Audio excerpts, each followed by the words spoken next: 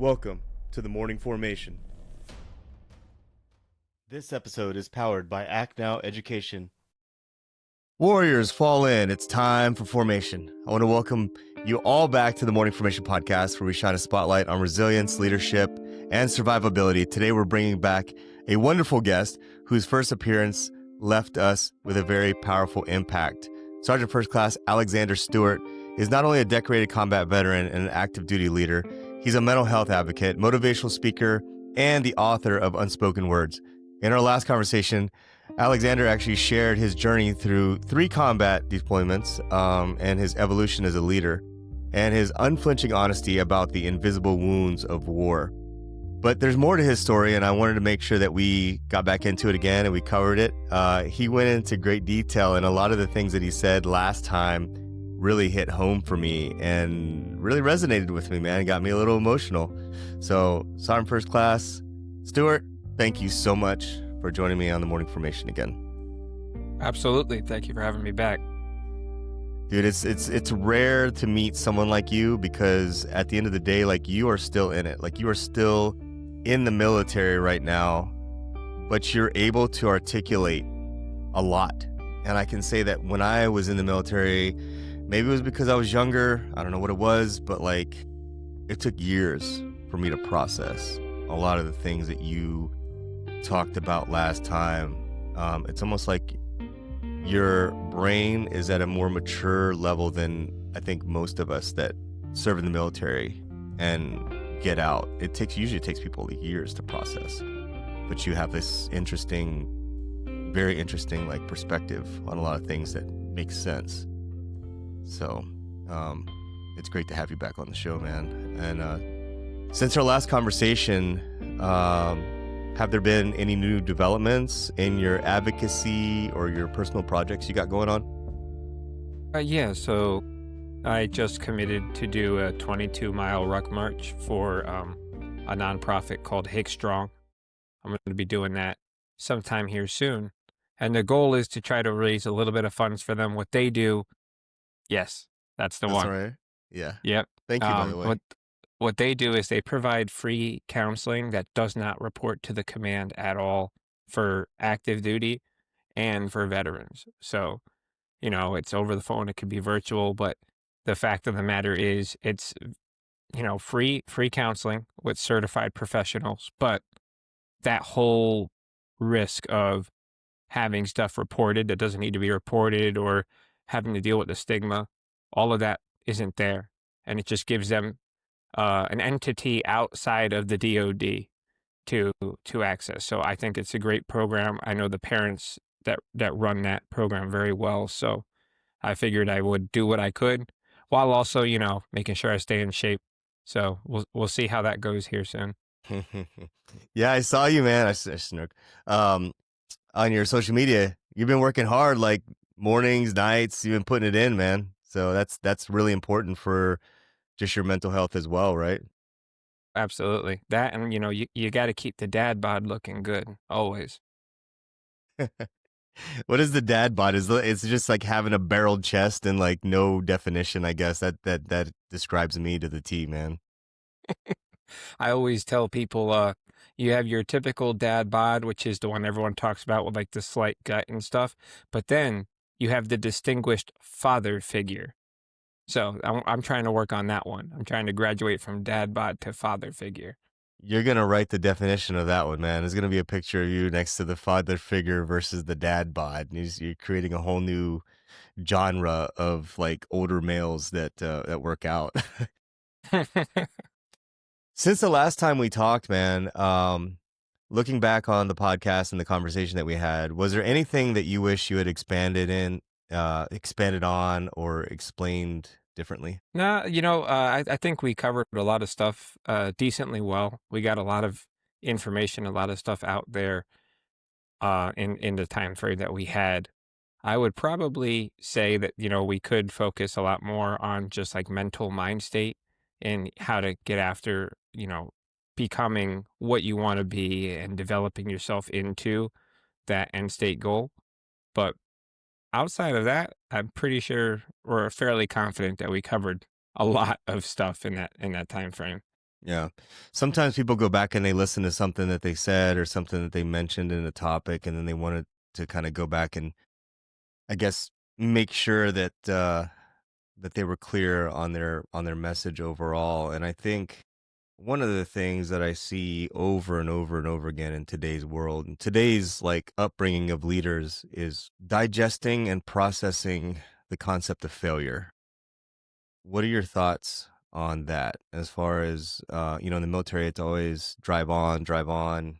Um, what are your thoughts on that as a leader? So I think that a lot of people get into their heads that, failure is not an option. And if you fail at something, then, you should just give up or walk away. When in reality, people need to start going back to looking at failure as a chance to grow. I just recently spoke to a service member who was going to the promotion board and didn't make it.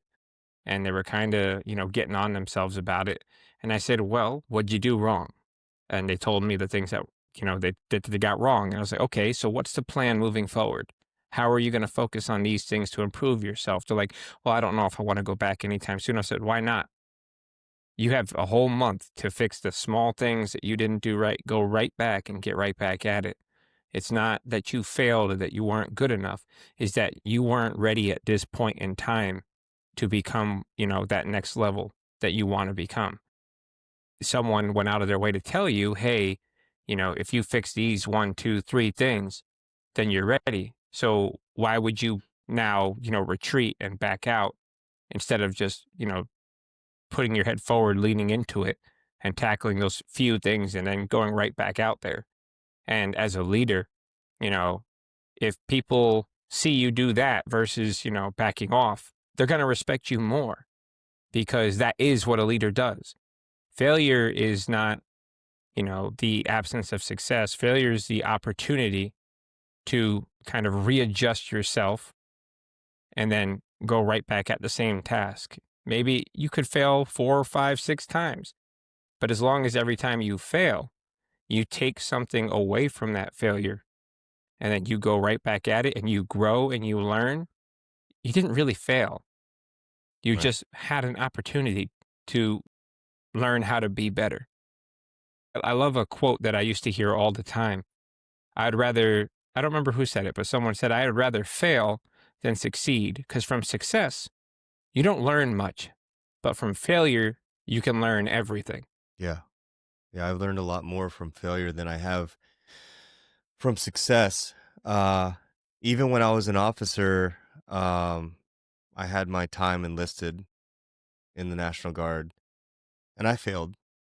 I failed miserably. I failed to the point, I mean, Article 15's like just I got in trouble. I got in trouble. And when I became an officer, I always thought there's two different types of leaders. There's the types of leaders that have the battle scars from making their own mistakes and learning, and then there's a type that just read from books and imagine what that's like.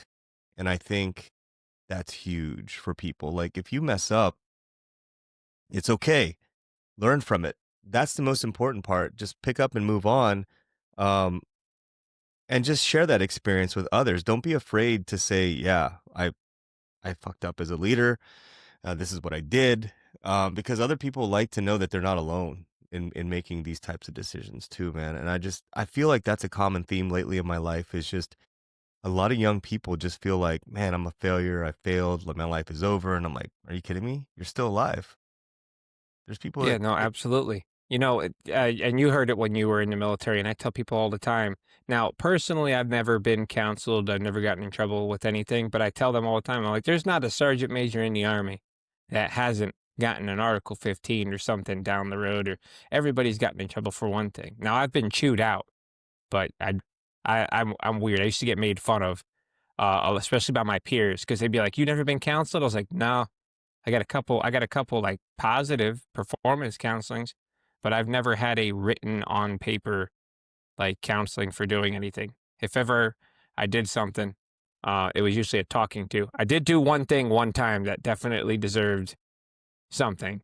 But they uh they definitely let me off the hook because it was on deployment and it was just something I said over the radio, not realizing that the radio was being monitored by other like nations that were that were in the coalition force, and it was me commenting on a coalition force that did something to me that day.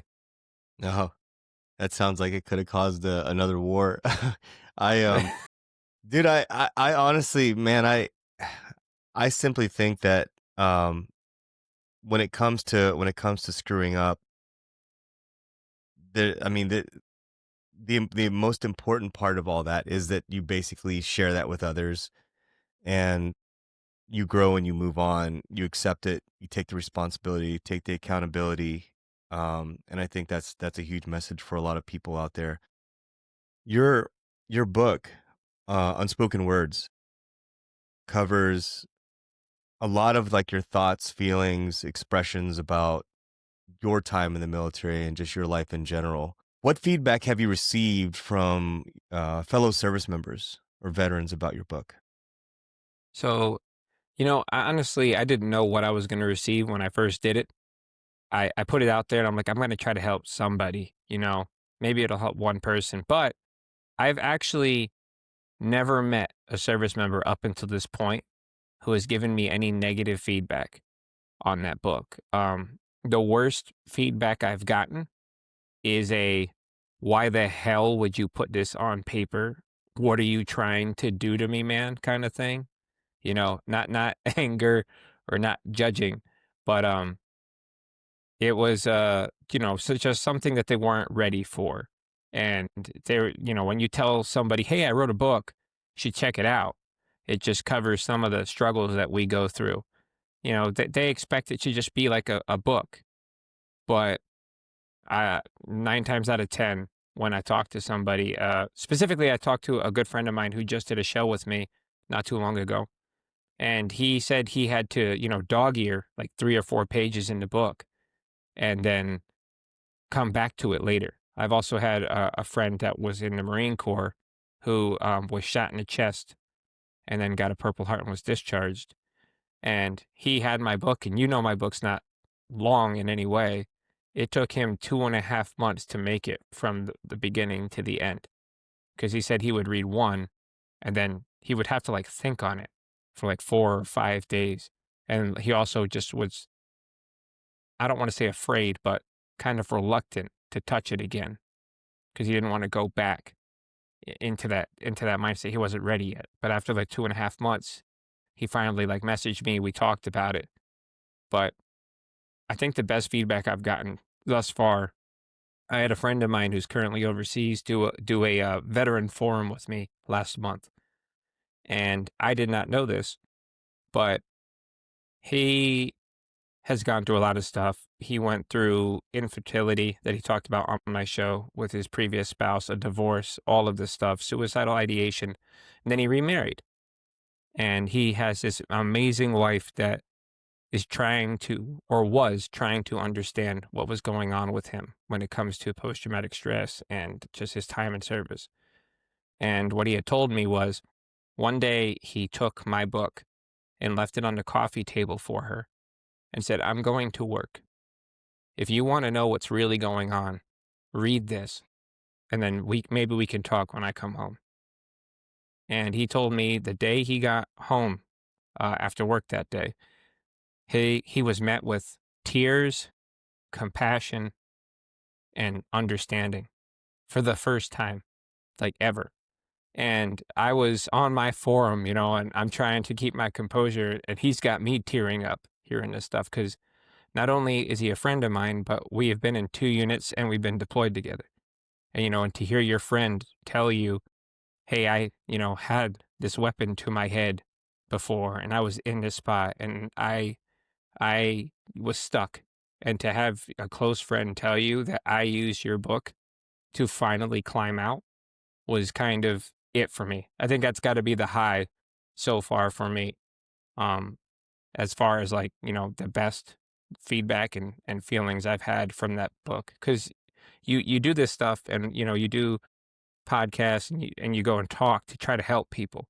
But then when you find out that like you're starting to help people that are the closest to you, I mean, it's just a whole nother level. Yeah, man, I was talking to someone yesterday. and they just kept asking me why, in a sense of like they're asking me, why do you do the podcast? Why do you volunteer for nonprofits? Why do you like why? And they kept going into detail about it, and it got to a point where like enough whys got me to be very emotional about it, and I got to the truth of why I care about community, why I care about others.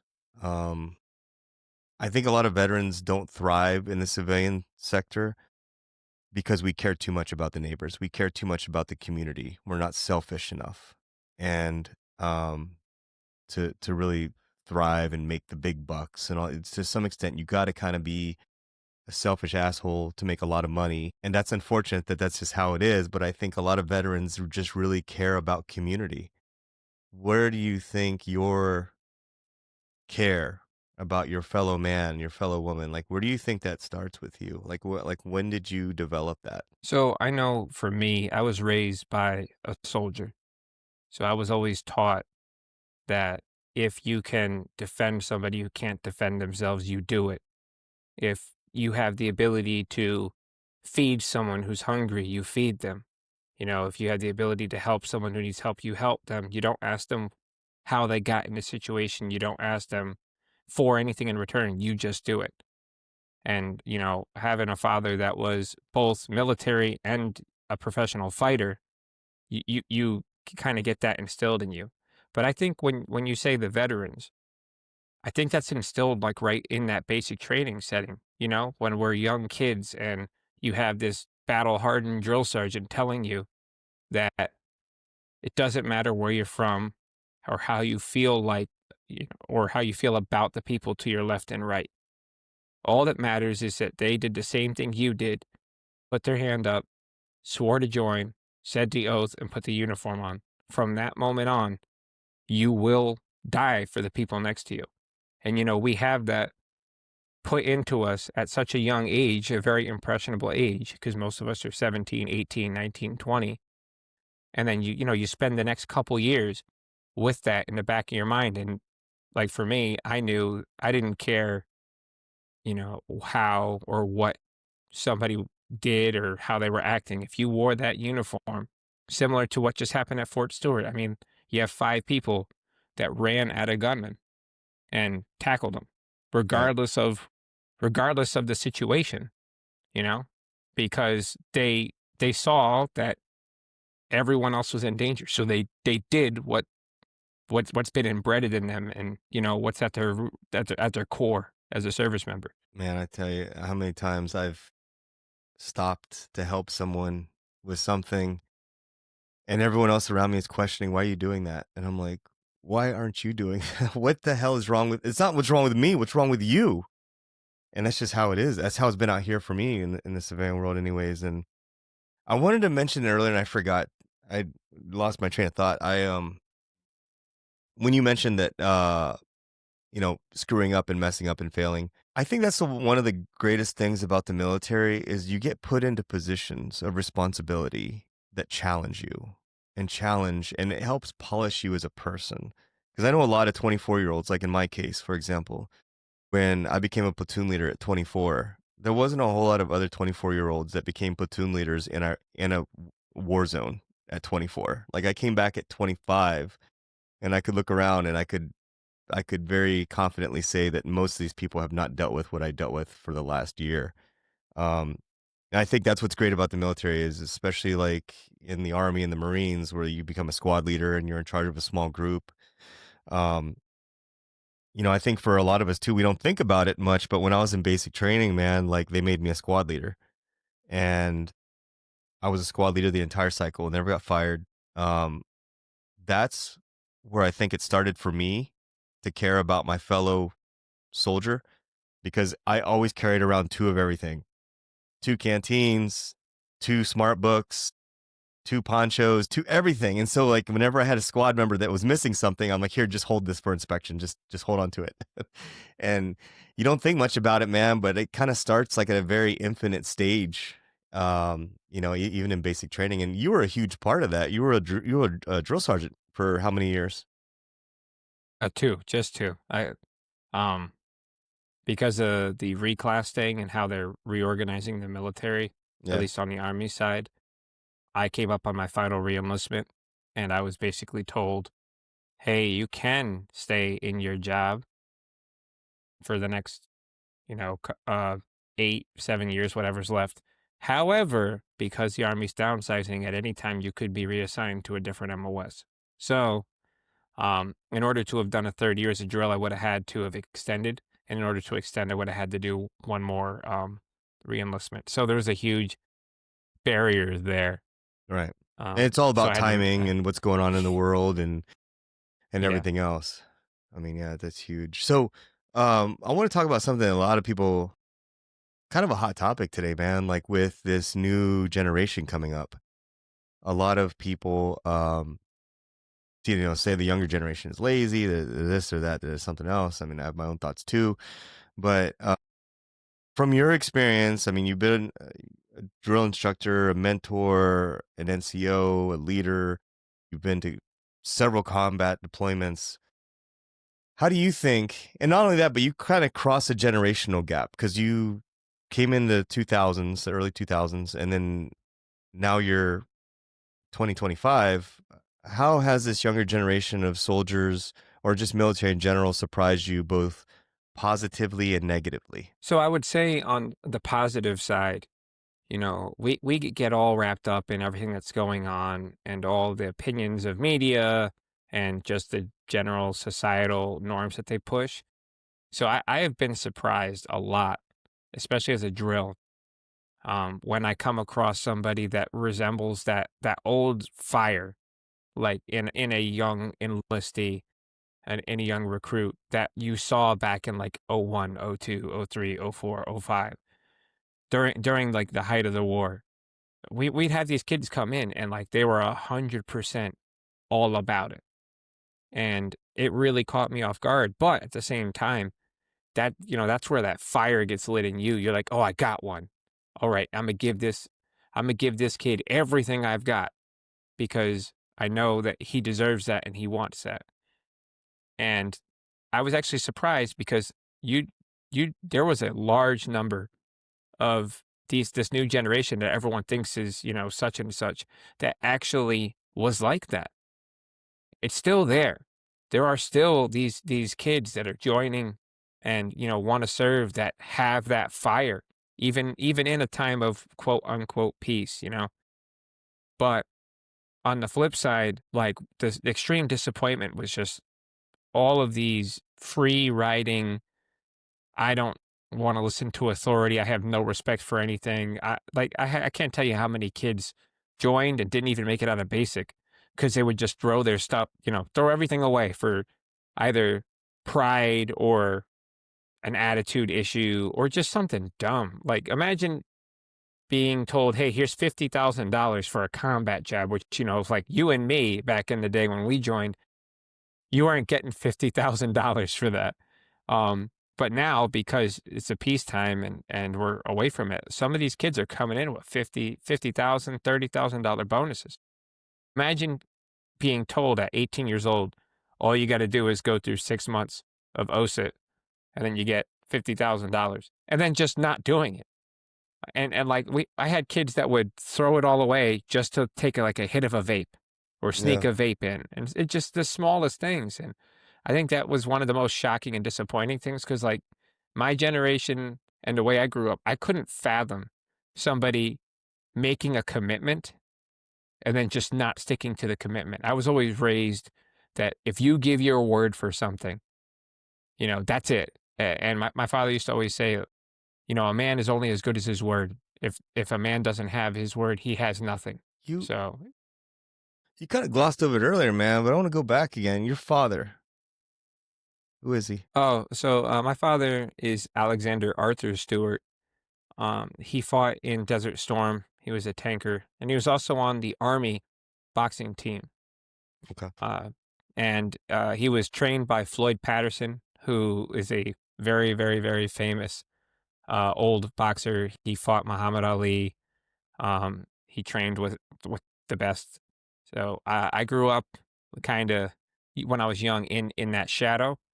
Um, I got pictures of me sitting on Joe Frazier's lap at a barbecue, and, Wow. hanging out with Floyd Patterson, his son Tracy. My dad's got pictures with Roy Jones Sr., Roy Jones Jr., all of these big names, Al Cole, Charles Murray. So I grew up in this environment of one, military standard. I still remember when I was like 4 or 5 watching my dad shine and then bake his boots, and watch him iron his stuff. And it was just like you saw this stuff and you're like, as a young kid, you're like, this is what a man is, kind of, Yeah.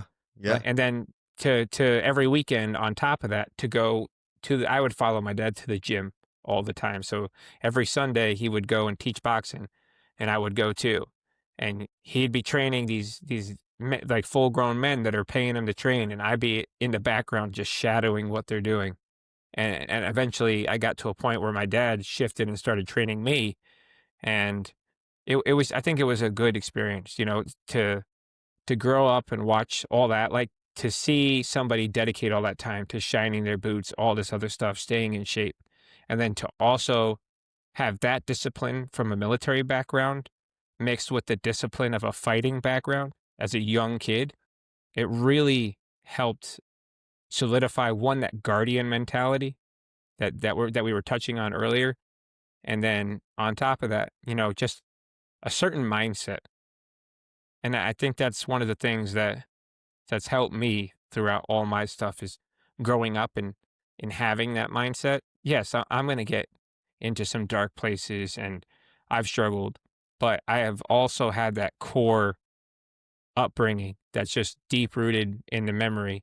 So usually when I'm starting to struggle or stuff, that's kind of where I dig, and I try to pull that back out. That just that mentality of, hey, you're a fighter, and not even military, just growing up as a kid, I was always a fighter. If if somebody was pushing on someone that wasn't, big enough to do something back, I built a name at a very young age because I had a buddy and he passed away, but we weren't friends at first. He was a white guy, and I was maybe like 10, 11 years old, and so was he.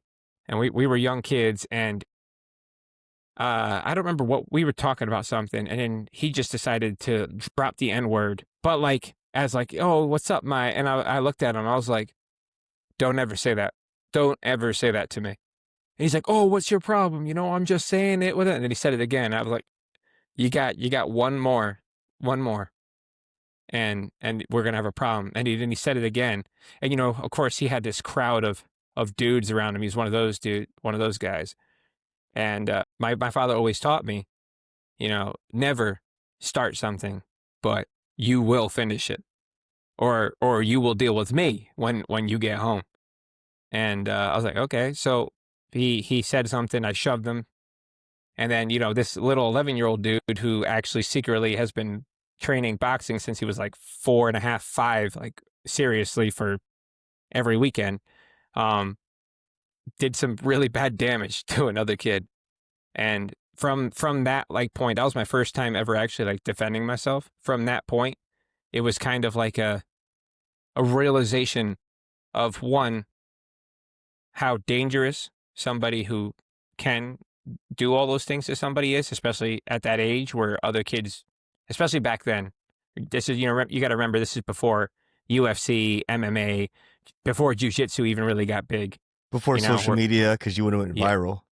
Yeah. So, yeah. Oh, yeah. But definitely before social media. I mean, 10-year-old boxing. We're talking like 2000 and yeah. 10-year-old boxing pro. But it was I'm blessed at that. Now, yes, my childhood was rough. My parents ended up divorcing and stuff, but that time period where I was able to see my father do all of these things, and then get that one-on-one time with him, and all that dedication and support into developing me. I didn't realize what it was when I was little, but it helped kind of create the mentality that I have now and the strength that I have now, which is funny because even with all that, with my dad being an NCO in the military and doing all these things, Like where you say, you were the guy that was helping everyone in basic, you'd probably be surprised, but I actually never wanted to lead when I was in basic. I was given a spot as a platoon guide, and like I was getting on the bus 5 minutes after they gave it to me, and my drill sergeant looked at me. He goes, "You don't want it, do you?" And I went, "No." So then he gave it back to the dude he just fired.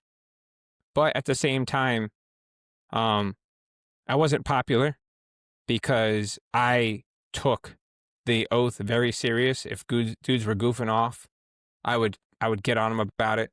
If they weren't taking stuff seriously, like they all said I was way too uptight. But at the same time, even if they didn't like my personality because I was just way too, they said I was way too hua, you know. Um, Not a bad thing. I was that guy. I was that guy every time. If I saw one of the dudes that was struggling with his rucksack, I would take it. And my favorite memory is walking through the woods in Georgia with a dude's rucksack on my stomach and mine on my back. And I was also the RTO, so the RTO bag hooked onto my ruck. And I had this drill sergeant who looked at me and he's like, "What the hell are you doing?" And I said, "My battle buddy was struggling, drill sergeant, so I'm gonna carry the load for him." And it was that kind of thing. So it was funny because like kind of like dodgeball growing up. We were getting ready to go to the field, and the squad leaders would be like, "Oh, who do we want?" And I was right there, and they'd be like, "Well, Stewart is kind of uptight and stuff, but like, hell, he'll carry some gear, and like he's got your back.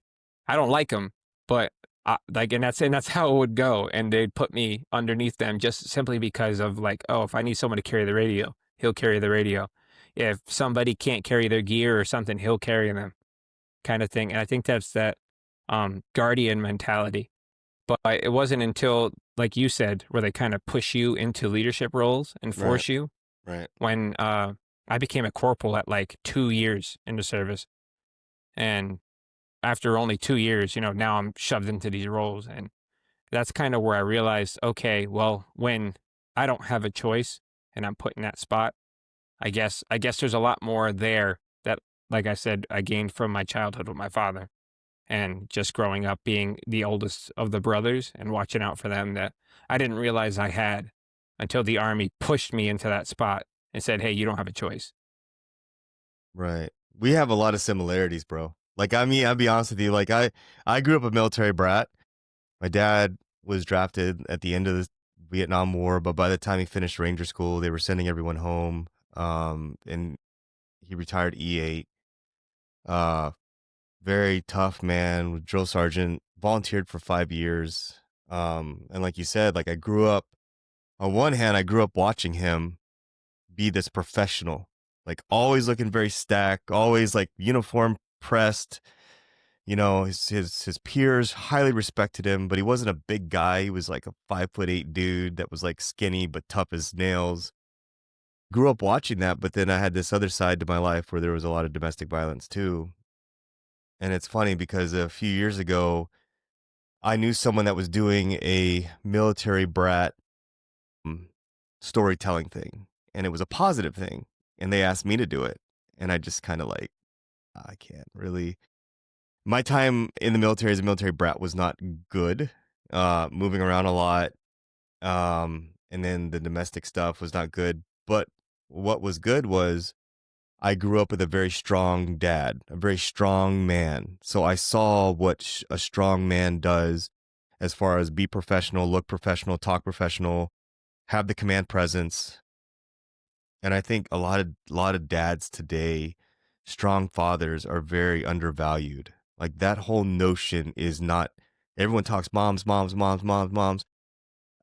I think that's one of the problems in our society, man. I think that's why you have a lot of boys that never grow up to be men, and they don't know how to overcome obstacles and adversity because they're constantly falling back on the safety net of their moms. And the strong fathers are not being as valued as they should, because that's what you really need, is like that guy that's going to show you how to be resilient, strong. And I think daughters too, like daughters learn from dads to some extent. And they're so funny how like a lot of the things that you mentioned just now, I can actually resonate with, man. And going back to what you said about the money, like the $50,000 stuff, Bro, like back during my time, people were making $100,000 to join Blackwater, to be like a freaking uh what's that called? Not a militia, A a merc? mercenary, right? Just Yeah. to go over there and like 100,000 in the 2000s, $100,000 was $100,000. Yeah. So now it's like, I don't know. It just cracks me up, man. When like the money that they just throw around today versus what it was back, 20 years But ago. yeah. No, you know how the military was. They didn't really have to get us. Everyone was angry, Right. you know? Everybody wanted to get a piece of the action. It's now that, and I think this is crazy. I was just talking to um a Marine the other day and a sergeant from the Army, and he said something that it didn't click in my head yet. But he said, it's crazy to me that 9/11 has been reduced to a meme these days because so many kids don't know and weren't even alive yet. And like now, all you ever hear about it, besides, on the anniversary, is just memes and all these other things. And when he said that, that was the first time I actually sat back and thought about that, and I was like, "Wow." And then, you think about how people are joining, and, I'm not dogging on anybody for why they wanna join. You wanna join for citizenship, cool. If you wanna join for, you know, a college degree, good, all of that. Because honestly, I tell everybody, if you're not getting yourself ready for life after the military, you're setting yourself up for failure. Your entire time in the military, there should always be in Yep. the background stuff going on to get you ready. Because if you get out and then there is nothing waiting for you, that's the most dangerous thing ever. Because you went from having something every single day and having a plan and having a schedule to nothing. As a service member, you will lose your mind. And I totally agree with you when you say, like, that transition out is rough. And that's why I always tell people, like, hey, what are you doing right now to prepare yourself for when you get out? They'd be like, oh, well, I'm not doing anything yet. I'm like, no, no, no. You use your TA because it doesn't touch your GI Bill. I want you to invest some money in some stuff. I want you to do this. And I would like take time out of their schedule in the day and either sit down with them myself, or I'd be like, look, we don't have much going on right now at Troop. I want you to go over to the community center and I want you to book an appointment with the financial manager. And I want you to talk to them about one, your TSP, your 401k. Then I also want you to talk to them about how to properly invest money for your future because you're 19 years old. I'm like, go do what no one ever did for me. I didn't start doing any of that stuff till I was 27. And it wasn't because someone told me to. It was because I was 27 and I looked at the mirror and went, I haven't done anything while I've been in because I spent, from 20 to 25, just deployments. So when I was 26, I was just tired. And then in 27 is where I kind of sat there. I looked at my TSP and I was like, dude, I've only been putting in like 2% for the last 7 years of my career. What am I doing? And then just look, it was sitting in the G fund and all this stuff. So Oh man. it's a whole nother ball game. Yeah. Yeah, man. A lot of what you're saying is exactly true. I think that um you mentioned something earlier, and you talked about the importance of preparing for that transition. You just don't know. I mean, I talked to soldiers like when I went in active duty as a platoon leader, having my enlisted experience. When I came back from deployment, I had very strong NCOs, and they were good at running the day to day, the week to week, the month to month stuff. So what's my role as a platoon leader? Stand down there and get in the way of shit that I don't know nothing about, right?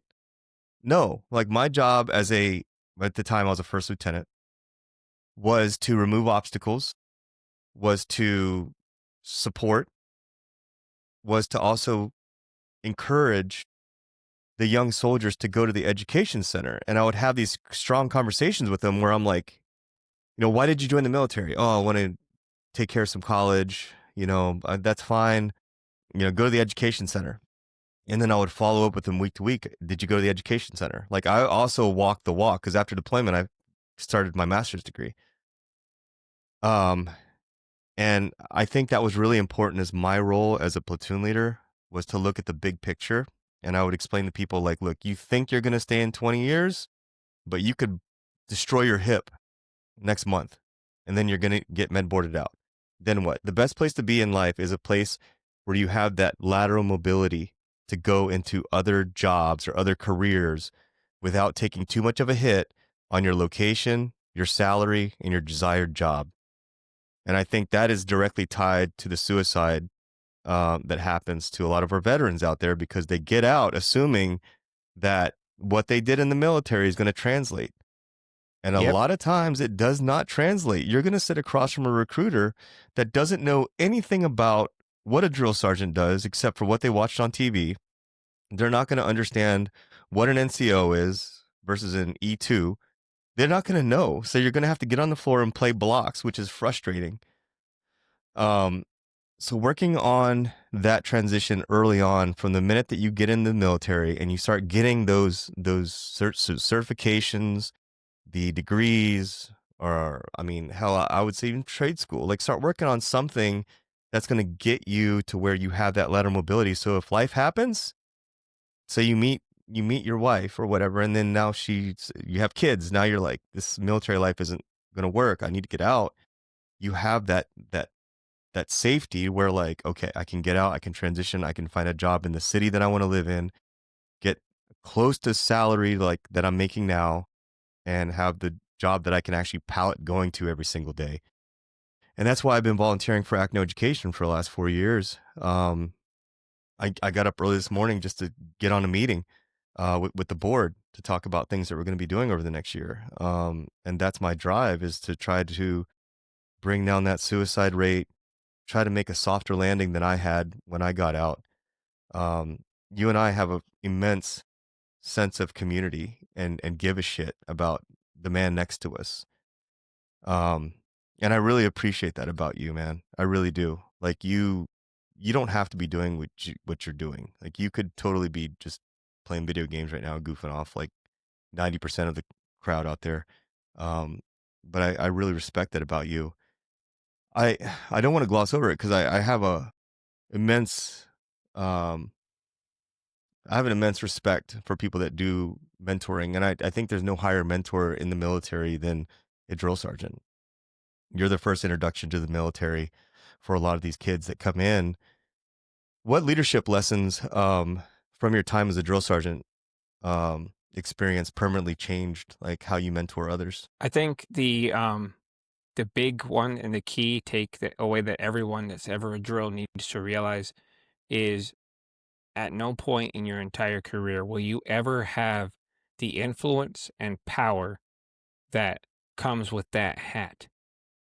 You get these kids at such a um, vulnerable and impressionable time in their lives, and every single decision, every move, every step that you take is going to change how they perceive things, how they behave, what they try to emulate for the rest of their life. Because most of the time for these young kids, that drill sergeant, they're the one that sticks in their head because there's usually like one.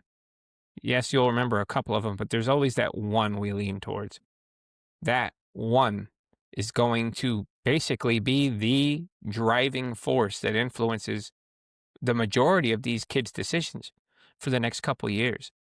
And I think the biggest takeaway as a leader was that it's, you have a responsibility to be everything that you never got as a leader, and then stay away from everything you wish you never had to deal with.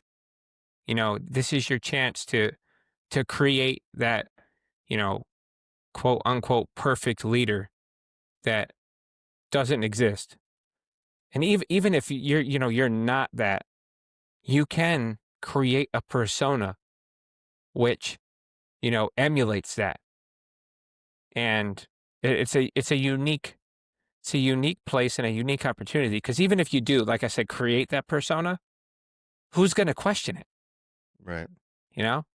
And you do it out of a necessity, not because, you have an ego thing or because you have, some kind of complex. I used to tell the drills because, as you know, we do get non-combat drills that would get embedded with us. Right. That's And interesting. I would tell them, I don't want you to tell these.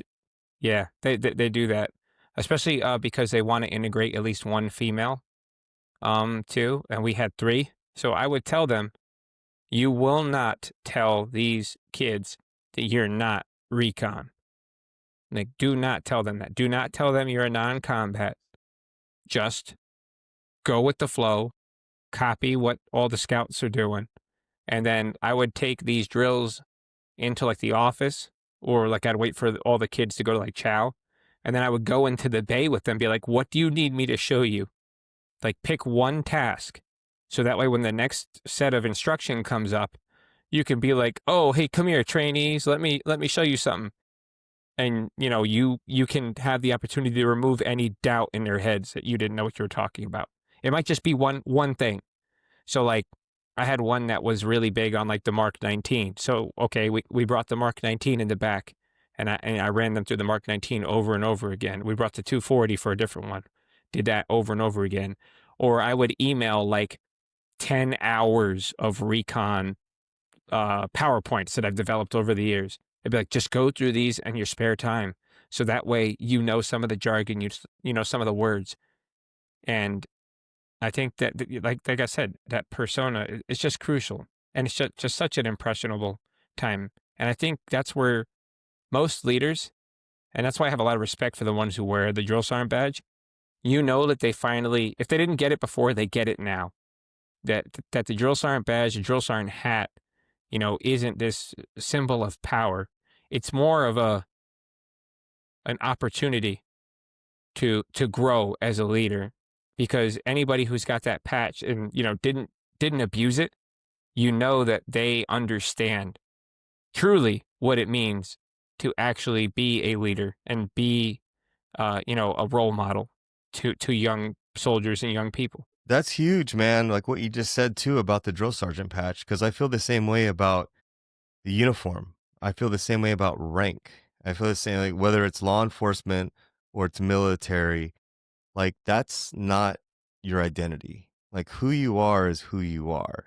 You're just doing that. So like I never thought that when I was wearing a captain rank or any of that stuff, I never looked at myself as a captain necessarily. I was just there part of a team. And you know as well as I do that bullets don't discriminate. And when you're really in the fire and you're really getting fucking shot at, like you need everyone on that team from the E4 all the way up to the E7, E8, and all the O's. And to me, having gone to war at an early age, like I think that humbled me the most. And I always tell people that. And I always have a big problem, and it irritates me whenever I see like law enforcement or I see military people that they wear their uniform or they wear their badge or they wear their rank, and that becomes their identity. That's not who you are. That's what you do.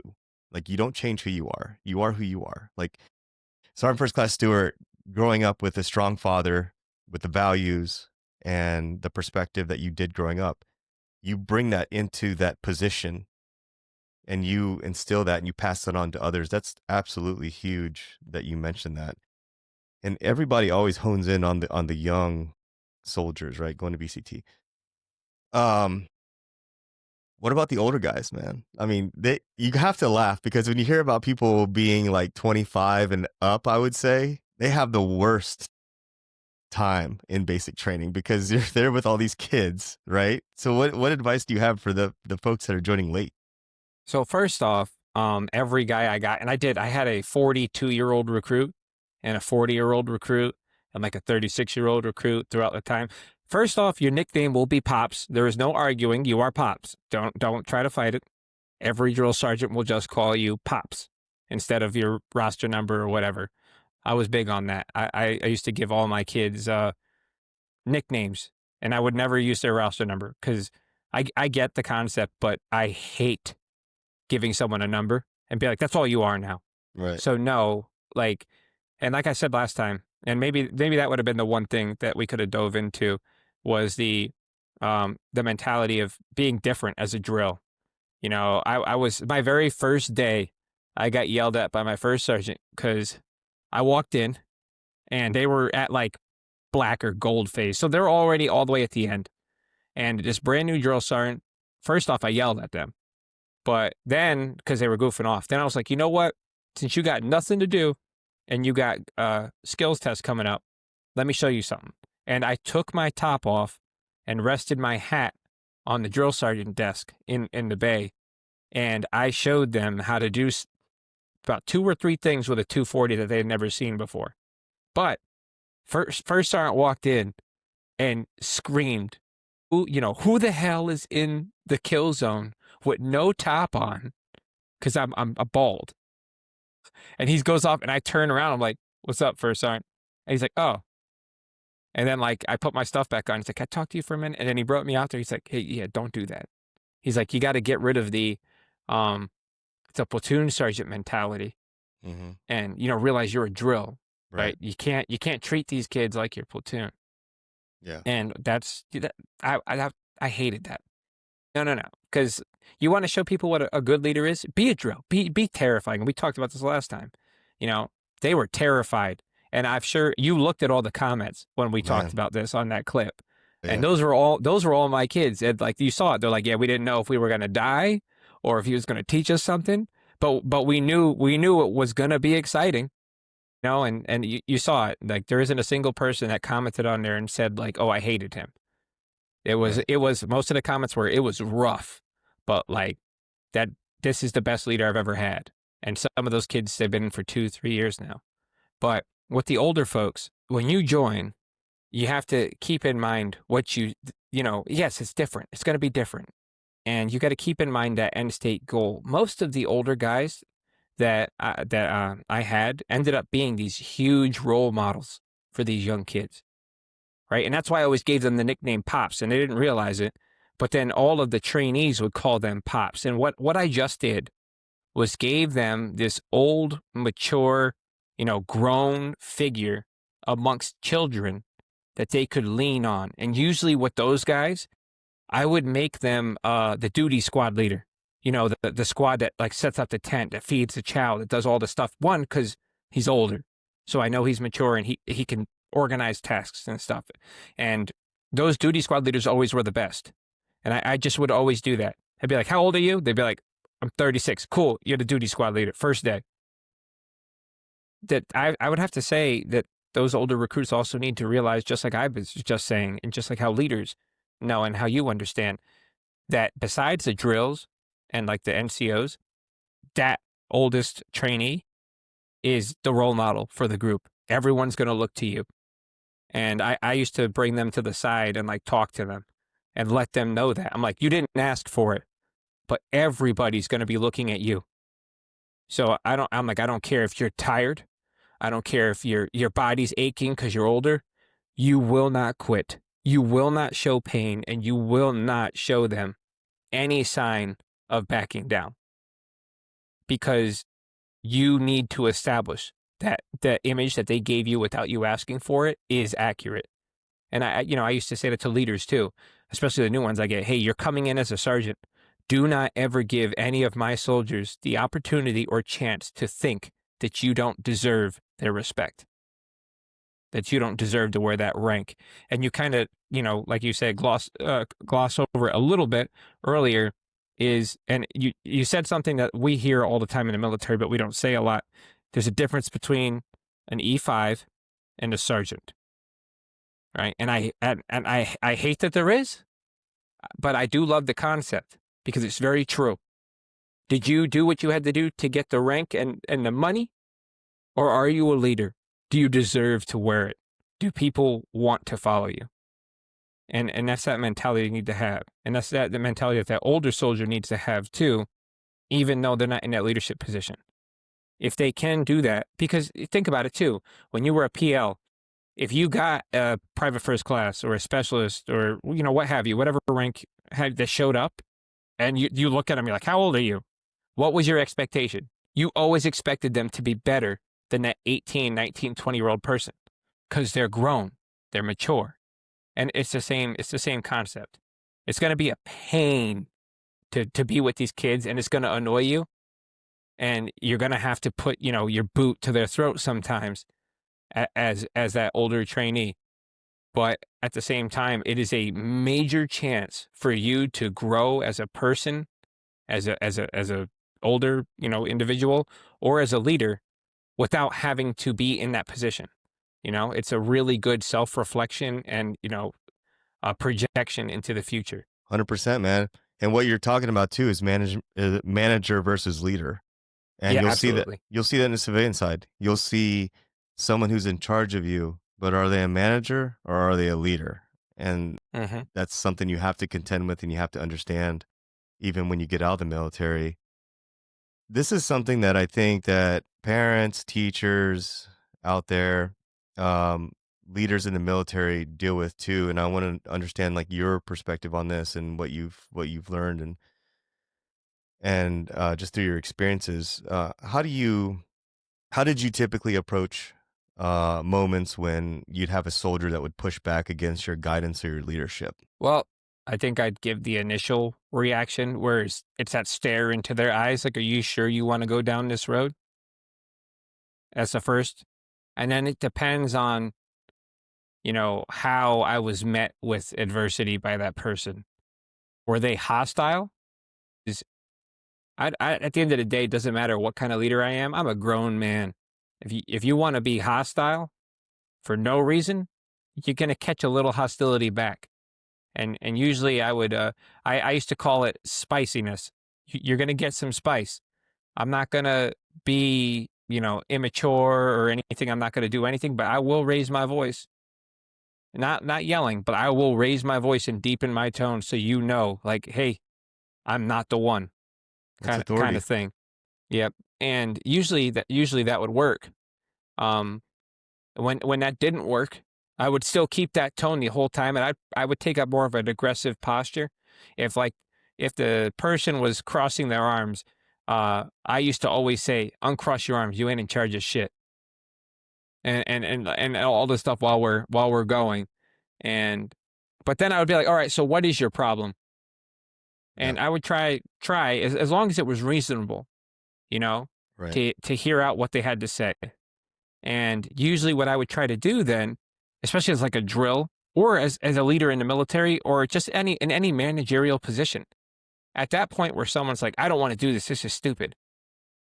Right. Then do the definition of leadership, provide task and purpose, right? And tell them what the result's supposed to be. That's all you got to do. It's not hard. The worst leaders I've ever seen just get into shouting matches and don't explain it. 9 times out of 10, if you have somebody that's giving you any kind of pushback, if you do the literal definition of leadership, which is providing purpose and motivation to complete a task, then they'll do it. A lot of people just want to know why I'm doing this. And they won't ask why. They'll just, because they think, I can't ask why, I'll get in trouble. But so instead they're just going to be rude or they're going to be immature about it. But what I used to always do, because, I learned that as a young leader, probably as a sergeant, that would happen. So as a staff sergeant and a sergeant first class and a drill sergeant, what I did is before a task even started, I would explain the purpose behind the task. Like I was doing crazy drill during the first 72 where everyone's screaming. I would have no voice left and I'd sit there and I explain, we're going to do shower drills, right? You're going to get 30 seconds or 45, whatever it was. If they behaved, they got more towards a minute. If they didn't behave, it went all the way back down. But this is the very first time they do it. And I explained to them, you need to learn how to not waste time, get in the shower, get out the shower, and get back to it. Because I can't tell you how many times when I was deployed, because there's a magical fairy on deployment that hates your soul. And that alarm will only go off when you're in the shower, when you're eating food, or you just lay down to go to sleep. It does not go off any other time, especially if you're on QRF. So I told them that. Boy. And instead of, people complaining about the showers, they took it serious, like a training. And then I did the same thing with the DFAC. Like, it's BS. We only get this much time to eat. trainee, you need to learn how to eat fast because you don't have time in combat. Nobody cares. No one cares. So eat and get right back to it. And it was funny because you could see the difference in the platoon dynamics. I didn't have this. I didn't give so much advice to the other platoons that I wasn't in because, it's the military. It's a competition. Every drill sergeant wants to be the drill sergeant to look at the other drill sergeants and be like, hey, you see that? What's going on with your guys? You gotta poke a little bit and make fun. But it was great. But the funny thing is when someone's like, "Oh, why do you do that?" I would just always turn and go, in the regulation that covers leadership, it literally says the process of providing purpose, direction, and motivation to complete the unit's tasks. So if I'm going to lead and I'm going to make someone do something, maybe I should provide the 3 things that are written into a book by someone smarter than me to get them to do what I want them to do. Yelling's not going to get it done, right? Being disrespectful and cursing and doing all this stuff or trying to flex. A real leader never has to flex strength. A real leader never has to remind someone they're in charge. You don't. They will do it because they respect you, because they know it's in that presence. Like I said, when I was young, I used to yell as a sergeant. And then as I would probably say when I got into the platoon sergeant role, I realized that yelling isn't going to get it done. And I would make sure I started teaching my sergeants that. I'd be like, show them the right answer. Show them the way. Don't scream at them. Don't do any of that crap. Because yelling doesn't show that you're smarter than anyone. It actually shows a lack of intelligence, right? If you have to resort to yelling to get your point across, the loudest person in the room is usually the dumbest, or at least the least capable. Right. So I would push that. And, I would tell people, hey, you want to lead, you want to do all these things. It's not hard. Literally, someone told you exactly what you need to do. And when you think about it, right, like for you or for me, when you were doing tasks back when you were, young and dumb in the service, wouldn't it have been a lot better if someone had said, this is why we're doing it, this is the direction we're taking this, and this is why you need to do it. Right. And this is going to be the end result for every task, instead of going, hey, go to the motor pool and fix your weapons and sweep the line and do all this stuff. If someone had just said, we need our vehicles to train so we can certify to go on deployment so we can do our jobs. We need to make sure that you guys understand to maintain your equipment properly. So that way, when we're not looking, you'll do it anyway. Because on deployment, sand is your worst enemy. And you will clean your rifle every day to make it work. But unless we instill that in you now, with the checking your uniform, your bunk being perfect, making sure everything is, tip-top shape, you're not going to do that on your own. And then your weapon's going to jam overseas. All of those little things, if someone had just done that instead, it would really make a difference. And think about it. You probably too. I've had it where I've actually reached out to the leaders I had when I was young, and I apologized to some of them because, like, I was young and dumb. I gave some pushback, and I told them as I got into a leadership position, and they're retired. And I was like, hey, I just want to say I'm sorry, and I also want to thank you. I didn't realize what you were doing for me when you were doing it, but as a leader now, I understand everything. Yeah. So I've done that with teachers. I've reached back and said, hey, listen, I apologize. I was immature. I'm much better now. Thank you for putting up with my shit, man. First Class Stewart, you are like a professor of leadership. I mean, appreciate that. True, man. I'm not just saying that to kiss your ass or because you're standing in front of me. Like, I really believe that you are a professor of leadership. And I guess one of the things too is like when you're with someone for a long time, you're with these kids for like 9+ weeks. You figure out what motivates them, what drives them, and what wags the tail on the dog, as they say. And you have that time to assess, like, how do I handle this soldier? How do I get them to understand that what we're doing is important and here's why? And that's really important because I joined the National Guard. I wanted to pay for college. I'm not going to lie. I didn't understand back then, um, 17, 18 years old, I didn't understand the importance of serving. I didn't understand, even though I grew up a military brat, I didn't even know what I was getting into, man. I'd be honest with you, like my dad was a drill sergeant for 5 years. I wasn't expecting that. Like I went to Fort Leonard Wood and I don't know what I thought. I thought it was going to be like summer camp. Like next thing I know, you've got these brown rounds walking in. They're fucking yelling at me, get on the cattle truck. I've got a bag in the front, back. And I was just thinking to myself, what the hell is this? What am I getting into? That's when it started for me. Like I could have gotten out of the military with my undergraduate degree and moved on with my life, but I wanted to take it to the next level because I had so many people in my life that went to bat for me, that that helped me, that believed in me. And I wanted all those people throughout my childhood and my teen years and my young adult life, I wanted them to understand that you going to bat for me was not in vain. Like, I'm going to make this worth your time. It's kind of like that part in like that beginning of Saving Private Ryan where, he's standing by the grave and he says, I hope I lived a life worth living. Yeah.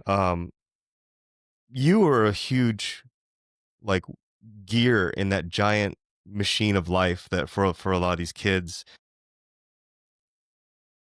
And I think that for a lot of these kids that you helped, uh, it may have been the first time they've ever been disciplined in their entire lives.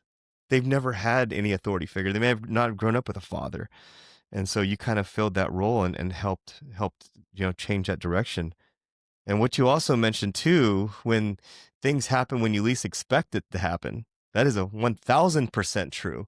It was never when like we were like, given the convoy brief and the intel is it's freaking, Normandy Beach out there. And it's never that. It was always when you had your head up your ass and you're looking at how pretty the sky is when all of a sudden, boom, boom, boom, Yep. boom. And then it's like, holy shit. Like, then you go back to your training, you go back to your battle drills, you go back to, what you've done before then when things happen and having your shit tight. That's when it's most important, man. And I tell my family too, I'm like, my experience in the military and just in general is when you leave the wire, you need to make sure you have everything with you because you don't have a chance to go back and get it. Yep. And that a lot of civilians don't understand that. Like, why are you tripping? Why are you tripping for? Like, what? And it's like, well, because like my time and my experience as a young adult was that when we left the wire, we had to have enough bullets, enough water. We had to make sure we had all of our armor with us, everything. So yeah, man, a lot of the things that you mentioned about, and even evolving as a leader, talking about how you're very authoritative, yelling when you were first started, and then you kind of evolved from there. That's important for people to understand too, is over the years, I've heard so many people say, oh, the guy sucks. He's terrible. He's the worst manager, worst leader ever. But then you see them go somewhere new, take over a new position, and they're not the same person they were before. Absolutely. And that's okay. Like they've evolved, they learned. Now they're somewhere else and they're trying to get better each and every single time. And that's important for leaders to understand overall that's how it's supposed to work, man. Yeah. That's why the military lets you re-enlist and go to a new duty station. And that's why your counseling packet, by regulation and by the rules on the bottom of it, say it's supposed to be destroyed when you leave, like all your counseling. So that way when you go somewhere, you get a clean slate. You can reinvent yourself. And I'll be honest, that's what I did.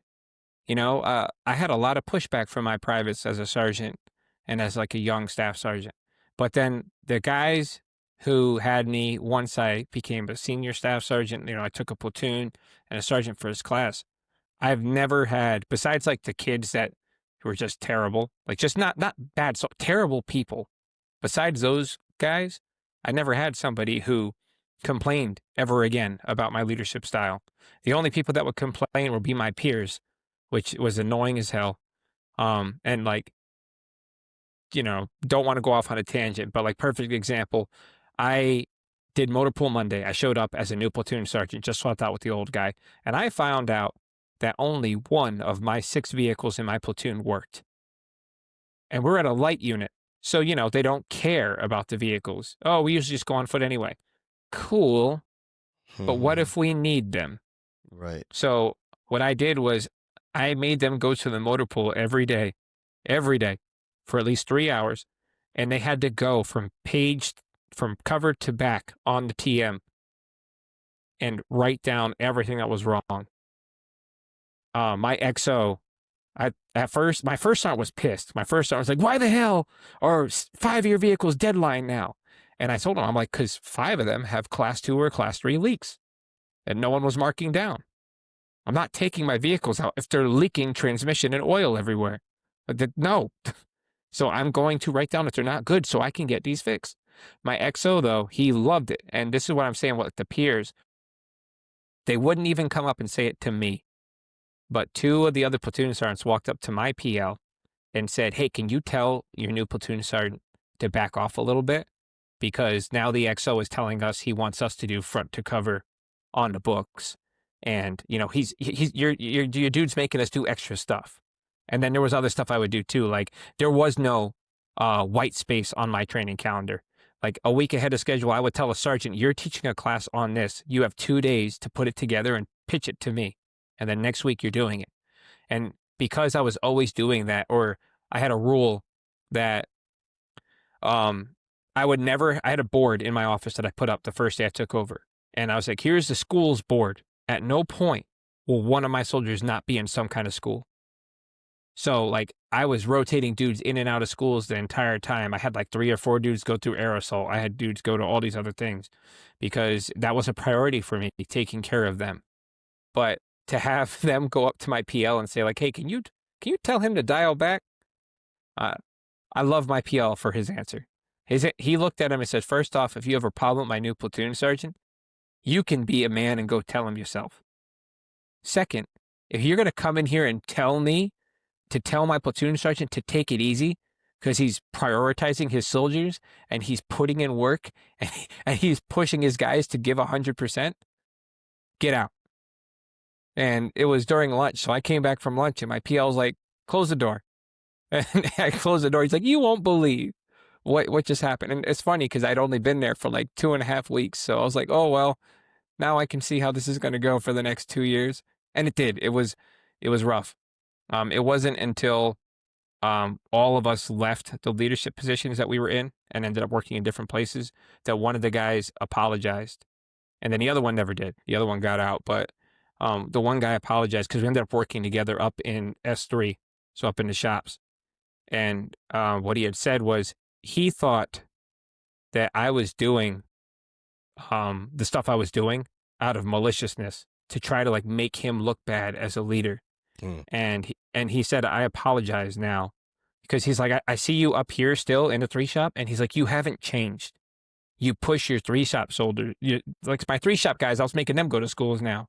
And I was doing all this stuff, and I was getting used to stand in for the ops sergeant major. So, you know, as a young staff sergeant or an old staff sergeant or a young sergeant first class, I was stepping in to fill the ops sergeant major shoes. I was helping captains do stuff. I was writing op orders. And he's like, you're the same person. And he goes, and I'm sorry. And he's like, that's on me. And, but it was a weird dynamic, and it kind of goes to what you're saying with the leadership and then styles and then all this other stuff. Yeah, there's been times in my life, my career, civilian, military, where like I've received my worst evaluation ever, and it was because of like either I was too hard on my own boss, and I learned that there are times that even though you have a supervisor or a boss, like you may have to manage them. You may have to sort of mentor up in a sense. Yeah. And it's a very Rocky like road. rocky road, a lot of tripwire Yeah. there because you don't want to cross that line of disrespect. So I've learned that, man, in my life. That's huge. It is a big thing in the military. There's a lot of people with egos that just won't put them away. No, Sometimes to just take some positive feedback or some critiques, because we're not none of us are 100%. You're lying to yourself if you are. We can always grow. We can always get better. Amen to that. And that's huge, man. It's like that in the civilian world too. It's a lot of the things that you talk about is very translatable to the civilian side and understanding those leadership concepts. And we've covered a lot about leadership, man. And I want to ask to see if you want to come back on the show because I want to talk to you about mental health family. There's so many other topics that I want to cover with you. If you're willing to jump back on, I'm kind of timing out for the day with everything Yeah. going on. But um, yeah, I mean, you really, how many years you been in or now? 16? But no, brother, I'm at 12. You're at 12 years. That's it. Yep, 12, and I have my Dang, second look at Master Sergeant coming up. you've done a lot. 12 years. That's hard to believe. How do you pack all that into 12 years? That's crazy. Oh my. Volunteer for everything you can think of, every school. I won the NCO of the month board. I won the Soldier of the Month boards. I used to anytime you can compete, you compete. I tell everybody that. It's like, hey, you gotta remember, even if you don't want to, you're constantly competing with everyone else in. You have to, make yourself stand out. I just won an award at the schoolhouse I'm at right now, for being like the best person in the unit for the quarter. And it was simply because of like what I was doing outside of work on top of working. So, but that's even now. Like I was passively pushing myself to stand out in the new place I'm at while I'm still doing all these other things. And that's kind of just how I was able to do it. And a lot of people always ask me that too, like how did you get sergeant in like 2 and change? How did you make staff sergeant at 5? How did you, you know, and I just always told them, just don't be comfortable with mediocrity. It's that simple. It's your career, it's your life. Why the hell would you just put yourself on a back burner and ride it out? There are so many motivations. If you don't want the rank, at least the money gets better. And just stuff like that. Like Right. if you're not going to give something 100%, and this is what tell people all the time as a motivational speaker, if you're not going to give something you're doing 100%, don't do it at all. Don't waste your time. What's the point? If I'm not going to give it 100%, I don't need to waste my time with it. Apparently, it wasn't important enough for me to want to focus. So, and that's the kind of how I looked at it with rank and service and all those other things. Like everything I've done in my career, I've wanted to do. And if I volunteered for something, I gave it 100% because why would I waste my time? That's you're like, are you in it for the right reasons? I know when I resigned my commission, a lot of the other young captains were like, "Oh my God, like what are you gonna do? Like what are you gonna do?" It made me realize that are you here just for a paycheck? Like, is that it? Because you don't know what you're gonna do, you're still here.